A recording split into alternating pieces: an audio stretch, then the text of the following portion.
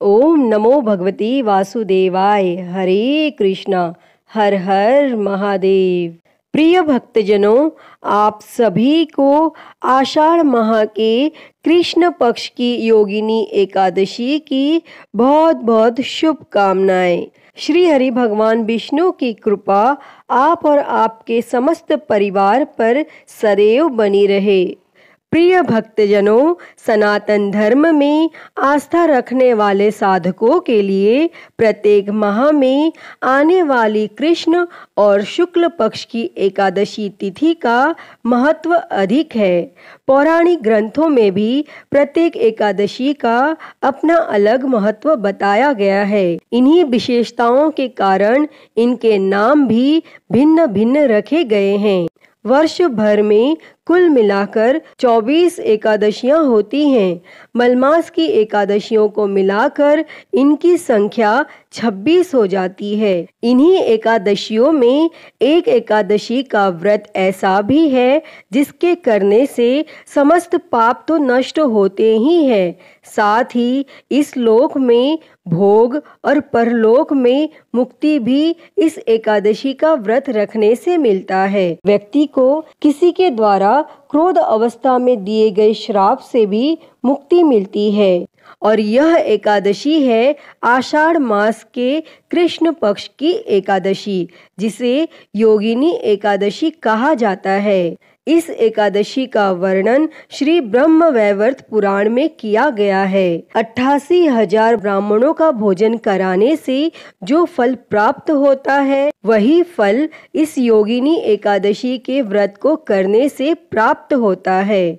बड़े बड़े पापों का नाश करने वाली और बड़ा पुण्य प्रदान करने वाली यह योगिनी एकादशी है। तो प्रिय भक्तजनों, आज हम इस वीडियो में श्री ब्रह्म वैवर्त पुराण में वर्णित इसी योगिनी एकादशी की व्रत कथा को सुनेंगे। तो आइए सुनते हैं। उससे पहले आप सभी प्रेम से बोलिए श्री हरिनारायण भगवान की जय, माता लक्ष्मी की जय, एकादशी माता की जय, सर्व देवी देवताओं की जय। महाभारत काल की बात है। एक समय धर्मराज युधिष्ठिर ने भगवान श्री कृष्ण से कहा कि हे त्रिलोकीनाथ, मैंने ज्येष्ठ माह के शुक्ल पक्ष की निर्जला एकादशी की कथा सुनी, जिसे सुनकर मुझे बहुत अच्छा लगा। अब आप कृपा करके मुझे आषाढ़ माह के कृष्ण पक्ष की एकादशी का नाम तथा महात्म्य क्या है सब वर्णन कीजिए। तब भगवान श्री कृष्ण बोले, हे राजन, आषाढ़ माह के कृष्ण पक्ष की एकादशी का नाम योगिनी एकादशी है। इस एकादशी का व्रत करने से समस्त पाप नष्ट हो जाते हैं तथा यह एकादशी व्रत इस लोक में भोग तथा परलोक में मुक्ति प्रदान करने वाला है। हे राजराजेश्वर, यह एकादशी तीनों लोकों में प्रसिद्ध है। मैं आपसे श्री ब्रह्म वैवर्त पुराण में बताई हुई एक कथा को कहता हूँ, उसे आप ध्यान पूर्वक सुनिए।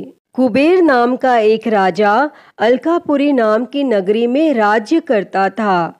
वह शिव भक्त था। उनका हेममाली नामक एक यक्ष सेवक था जो पूजा के लिए फूल लाया करता था। हेममाली की विशालाक्षी नाम की अति सुंदर स्त्री थी। एक दिन वह मानसरोवर से पुष्प लेकर आया, किंतु कामासक्त होने के कारण पुष्पों को रखकर अपनी स्त्री के साथ रमण करने लगा और इस भोग विलास में दोपहर हो गई। और तब हेममाली की राह देखते देखते जब राजा कुबेर को दोपहर हो गई तो उसने क्रोध पूर्वक अपने सेवकों को आज्ञा दी कि तुम लोग जाकर पता लगाओ कि हेममाली अभी तक पुष्प लेकर क्यों नहीं आया और जब सेवकों ने उसका पता लगा लिया तो राजा के पास जाकर बताया, हे राजन, वह हेममाली अपनी स्त्री के साथ रमण कर रहा है। और इस बात को सुन राजा कुबेर ने हेममाली को बुलाने की आज्ञा दी और डर से कांपता हुआ हेममाली राजा के सामने उपस्थित हुआ और उसे देखकर कुबेर को अत्यंत क्रोध आया और उसके होंठ फड़फड़ाने लगे। तब राजा ने कहा, अरे अधम, तूने मेरे परम पूजनीय देवों के भी देव भगवान शिव जी का अपमान किया है। मैं तुझे श्राप देता हूँ कि तू स्त्री के वियोग में तड़पे और मृत्यु लोक में जाकर कोढ़ी का जीवन व्यतीत करे। तब कुबेर के श्राप से वह तत्क्षण स्वर्ग से पृथ्वी पर आ गिरा और कोढ़ी हो गया और उसकी स्त्री भी उससे बिछड़ गई। मृत्यु लोक में आकर उसने अनेक भयंकर कष्ट भोगे, किंतु शिव की कृपा से उसकी बुद्धि मलिन न हुई और उसे पूर्व जन्म की भी सुध रही। तब अनेक कष्टों को भोगता हुआ तथा अपने पूर्व जन्म के कुकर्मों को याद करता हुआ वह हिमालय पर्वत की तरफ चल पड़ा और चलते चलते वह मार्कंडेय ऋषि के आश्रम में जा पहुंचा। वह ऋषि अत्यंत वृद्ध तपस्वी थे। वह दूसरे ब्रह्मा के समान प्रतीत हो रहे थे और उनका वह आश्रम ब्रह्मा की सभा के समान शोभा दे रहा था। ऋषि को देखकर हेममाली वहां गया और उन्हें प्रणाम करके उनके चरणों में गिर पड़ा। तब हेममाली को देखकर मार्कंडेय ऋषि ने कहा, तूने कौन से निकृष्ट कर्म किए हैं जिससे तू कोढ़ी हुआ और भयानक कष्ट भोग रहा है। तब महर्षि की बात सुनकर हेममाली बोला, हे मुनि श्रेष्ठ, मैं राजा कुबेर का अनुचर था। मेरा नाम हेममाली है। मैं प्रतिदिन मानसरोवर से फूल लाकर शिव पूजा के समय कुबेर को दिया करता था और एक दिन पत्नी सहवास के सुख में फंस जाने के कारण मुझे समय का ज्ञान ही नहीं रहा और दोपहर तक पुष्प न पहुंचा सका। तब राजा ने मुझे श्राप दिया कि तू अपनी स्त्री का वियोग और मृत्यु लोक में जाकर कोढ़ी बनकर दुख भोग, और इस कारण मैं कोढ़ी हो गया हूँ तथा पृथ्वी पर आकर भयंकर कष्ट भोग रहा हूँ। अतः कृपा करके आप कोई ऐसा उपाय बतलाएं जिससे मेरी मुक्ति हो। तब मार्कंडेय ऋषि ने कहा, हे हेममाली, तूने मेरे सम्मुख सत्य वचन कहे हैं, इसीलिए मैं तेरे उद्धार के लिए एक व्रत बताता हूँ। यदि तू आषाढ़ माह के कृष्ण पक्ष की योगिनी नामक एकादशी का विधान पूर्वक व्रत करेगा तो तेरे सभी पाप नष्ट हो जाएंगे। और महर्षि के वचन सुन हेममाली अति प्रसन्न हुआ और उनके वचनों के अनुसार योगिनी एकादशी का विधान पूर्वक व्रत करने लगा और इस व्रत के प्रभाव से अपने पुराने स्वरूप में आ गया और अपनी स्त्री के साथ सुखपूर्वक रहने लगा। तब भगवान श्री कृष्ण युधिष्ठिर से बोले, हे राजन, इस योगिनी एकादशी की कथा का फल 88,000 ब्राह्मणों को भोजन कराने के बराबर है। इस एकादशी के व्रत से समस्त पाप दूर हो जाते हैं और अंत में साधक को स्वर्गलोक की प्राप्ति होती है।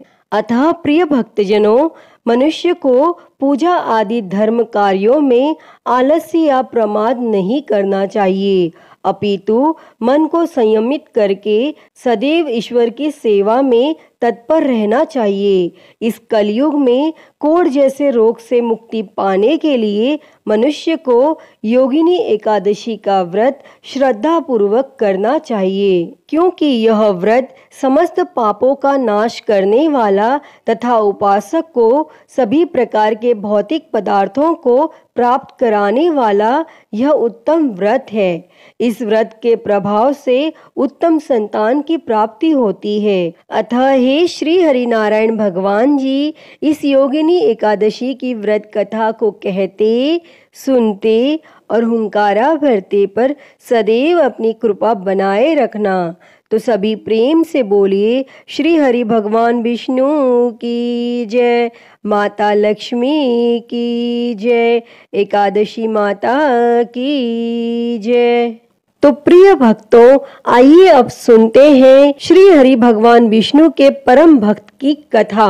कथा के अनुसार क्षीर सागर में त्रिकुट नामक 10,000 योजन ऊंचा पर्वत था। वहाँ महात्मा श्री वरुण देव का ऋतुमान नामक क्रीड़ा कानन था, जिसके चारों ओर दिव्य वृक्ष लगे हुए थे। और वहाँ पर एक शक्तिशाली गजेंद्र बहुत सी हथनियों के साथ रहता था। एक दिन गजेंद्र बहुत से हाथियों के साथ वहाँ स्थित सरोवर पर पहुँचा और गजेंद्र की गंध को सूंघकर सिंह, सर्प, अजगर आदि हिंसक पशु डर के मारे भाग गए और उसकी कृपा अनुग्रह में भालू, गीदड़, बंदर, हिरण आदि छोटे पशु निर्भय होकर घूमने लगे। और गजराज कमल पराग से मिश्रित जल को सूंघता हुआ जलाशय में प्रवेश कर अमृत के समान जल को पीने लगा और उसके पश्चात थकावट को दूर करने के लिए अपनी सूंड में जल भरकर अपनी देह पर डालने लगा और अन्य हाथियों के साथ जल क्रीड़ा करने में मग्न हो गया। और देवयोग से उसी जलाशय में रहने वाले बलिग्राह ने उसका पांव पकड़कर गहरे जल में खींच लिया। गजराज की सहायता करने के लिए अन्य हाथी हथनियों ने उसे खींचा, लेकिन कोई भी उसका सहायक न हो सका और 1000 वर्ष तक युद्ध चलता रहा। कभी गजेंद्र ग्राह को खींच लेता तो कभी ग्राह गजेंद्र को पानी में अंदर की ओर खींच लेता, लेकिन ग्राह जल में रहने के कारण ज्यादा बलवान हो गया और गजराज निर्बल हो गया। लेकिन जब ग्राह ने गजेंद्र को गहरे पानी में खींच लिया तो गजराज ने भगवान श्री हरि विष्णु का स्मरण किया और गजेंद्र कहने लगा कि आपके कारण देहधारियों में चेतना है और करुणा रूप में सब में आप विद्यमान हैं। प्रभु, आप मेरी रक्षा करने वाले, अज्ञानियों के अज्ञान को दूर करने वाले, आप अंतर्यामी और सब में विद्यमान हैं और आप ग्राह से मेरी रक्षा करें। हे नारायण, मुझे मुक्त करने के लिए प्रकट हो। मैं इस ग्राह से छूटकर भी जीना नहीं चाहता। मुझे इस मूढ़ योनि से छुड़ाने के लिए प्रकट हो। हे प्रभु, मैं आपकी शरण में आया हूँ, मेरा उद्धार करें। और तब इस प्रकार गजेंद्र की स्तुति सुनकर नारायण भगवान प्रसन्न हुए और गरुड़ पर बैठकर वहां पहुंचे जहां गज और ग्राह में युद्ध हो रहा था। भगवान नारायण को देखकर हाथी ने सूंड में एक कमल लेकर नारायण भगवान को नमस्कार किया और भगवान ने ग्राह से ग्रसित हाथी को सरोवर से खींचकर एक चक्र द्वारा ग्राह के मुंह को फाड़ दिया और गजेंद्र को बचा लिया। और यह सब देखकर सभी देवताओं ने फूलों की वर्षा कर श्री हरि भगवान विष्णु की स्तुति की। ग्राह पूर्व जन्म में हुहु नामक एक गंधर्व था, जो कि देवल ऋषि के श्राप के कारण ग्राह के रूप में पैदा हुआ था और इस पाप से मुक्त होकर वह फिर से गंधर्व बन गया। गजेंद्र पूर्व जन्म में पांडे देश में इंद्रधुम्न नाम का विष्णु भक्त राजा था। एक बार जब वह राजा मलय पर्वत पर तपस्या कर रहे थे तो तब अगस्त्य मुनि वहां पहुंचे और तप में लीन राजा को अगस्त्य ऋषि के आने का आभास न हुआ और अतिथि सत्कार के अभाव होने पर ऋषि ने राजा को पशु योनि में जन्म लेने का श्राप दिया। लेकिन भगवान श्री हरि विष्णु की कृपा से इस योनि में भी उसे पूर्व जन्म का ध्यान बना रहा और वह भगवान विष्णु की कृपा से अपने श्राप से मुक्त हो गया। विष्णु भगवान की कृपा प्राप्त कर वह भगवान विष्णु जी का पार्षद बन गया और भगवान श्री हरि विष्णु के लोक पहुंच गया। तो प्रिय भक्तों, गजेंद्र मोक्ष की कथा सुनने से गजेंद्र की ही तरह संसार से छूटकर भगवान विष्णु के लोक को प्राप्त होता है। हे श्री हरि नारायण भगवान जी, जैसी कृपा आपने गजेंद्र पर करी, वैसी ही कृपा गजेंद्र मोक्ष की इस कथा को सुनने, कहने और हुंकारा भरने वाले पर सदैव करना। तो बोलिए जय श्री हरि विष्णु। प्रिय भक्तजनों, आज हम सुनेंगे एकादशी की एक बड़ी ही दुर्लभ कथा कि भगवान विष्णु ने कैसे एक सुंदरी का रूप लेकर एक राजा की परीक्षा ली। तो आइए सुनते हैं। उससे पहले आप सभी प्रेम से बोलिए श्री लक्ष्मी नारायण भगवान की जय, एकादशी माता की जय, सर्व देवी देवताओं की जय। एक समय की बात है, एक राजा था और उसके राज्य में सभी प्रजा सुखी थी और राजा के राज्य में एकादशी को कोई भी अन्न नहीं बेचता था और सभी लोग फलाहार करते थे। एक बार भगवान विष्णु ने राजा की परीक्षा लेनी चाहिए। तब भगवान ने एक सुंदरी का रूप धारण किया तथा सड़क पर बैठ गए और उसी समय वह राजा उधर से निकला और उस सुंदरी को देख चकित रह गया। तब उस राजा ने पूछा, हे सुंदरी, तुम कौन हो और इस तरह यहाँ क्यों बैठी हो? तब वह सुंदर स्त्री बने भगवान विष्णु बोले, मैं निराश्रिता हूँ, नगर में मेरा कोई जाना पहचाना नहीं है, किससे सहायता मांगू? और वह राजा उसके रूप पर मोहित हो गया था। तब राजा ने बोला, तुम मेरे महल में चलकर मेरी रानी बनकर रहो। तब वह सुंदरी बोली, मैं तुम्हारी बात मानूंगी, पर तुम्हें राज्य का अधिकार मुझे सौंपना होगा और राज्य पर मेरा पूर्ण अधिकार होगा। मैं जो भी बनाऊंगी तुम्हें खाना होगा। और वह राजा उस सुंदरी के रूप पर मोहित था, अतः उस राजा ने उस सुंदरी की सभी शर्तें स्वीकार कर ली। तब अगले दिन एकादशी थी।